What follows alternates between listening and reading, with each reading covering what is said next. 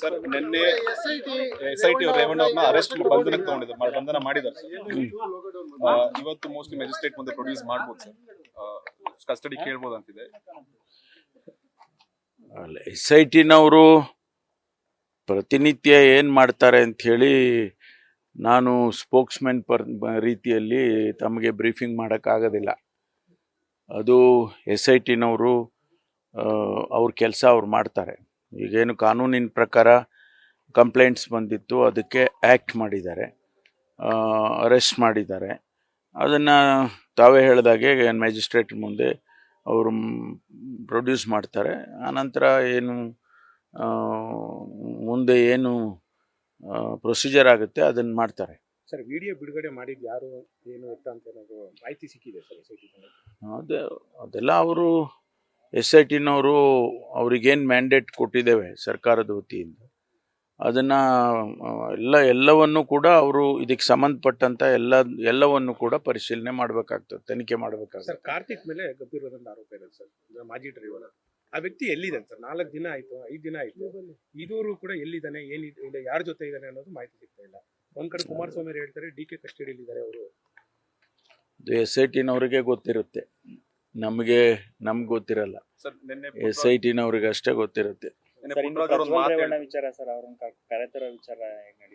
ಅಲ್ಲ, ಅವ್ರು ಈಗಾಗಲೇ ಬ್ಲೂ ಕಾರ್ನರ್ ನೋಟಿಸ್ ಇಶ್ಯೂ ಮಾಡಿದ್ದಾರೆ. ಇಂಟರ್ಪೋಲ್ನವ್ರಿಗೆ ತಿಳಿಸಿ ಅವರು ಎಲ್ಲ ದೇಶಗಳಿಗೂ ಕೂಡ ಕಮ್ಯುನಿಕೇಟ್ ಮಾಡ್ತಾರೆ, ಅವ್ರನ್ನ ಲೊಕೇಟ್ ಮಾಡ್ತಾರೆ. ಬ್ಲೂ ಕಾರ್ನರ್ ಅಂದರೆ ಎಲ್ಲಿದ್ದಾರೆ ಅಂಥೇಳಿ ಲೊಕೇಟ್ ಅದನ್ನು ಮಾಡ್ತಾರೆ. ಅದಾದಮೇಲೆ ಪ್ರೊಸೀಜರಲ್ಲಿ ಏನು ಮಾಡಬೇಕು, ಯಾವ ರೀತಿ ಅವರನ್ನು ಸೆಕ್ಯೂರ್ ಮಾಡಬೇಕು, ಇಲ್ಲಿ ಕರ್ಕೊಂಡು ಬರಬೇಕು ಅನ್ನೋದ್ರ ಬಗ್ಗೆ SITನವರು ತೀರ್ಮಾನ ಮಾಡ್ತಾರೆ. ಅದಕ್ಕೆ ಏನು ಸಹಕಾರ ಬೇಕು ಸರ್ಕಾರ ಕೊಡುತ್ತೆ.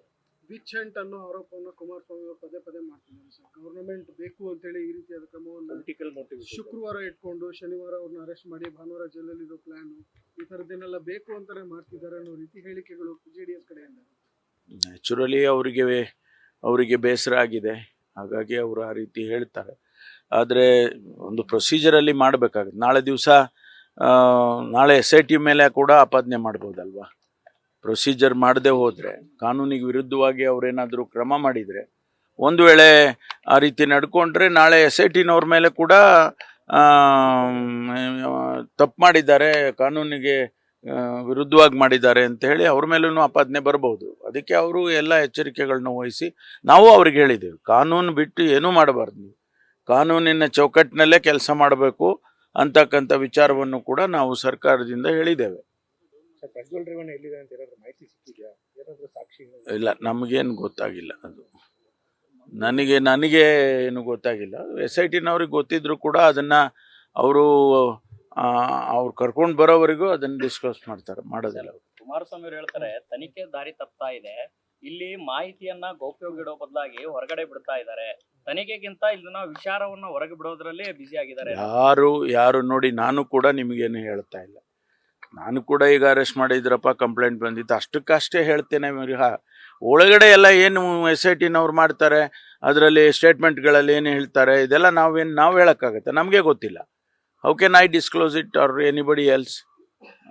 ಆ ರೀತಿ ಭಾವನೆ ಇದ್ದರೆ ಅದನ್ನು ಇನ್ನೂ ಹೆಚ್ಚು ಟೈಟ್ ಮಾಡೋದಕ್ಕೆ ಹೇಳೋಣ SITನವ್ರಿಗೆ.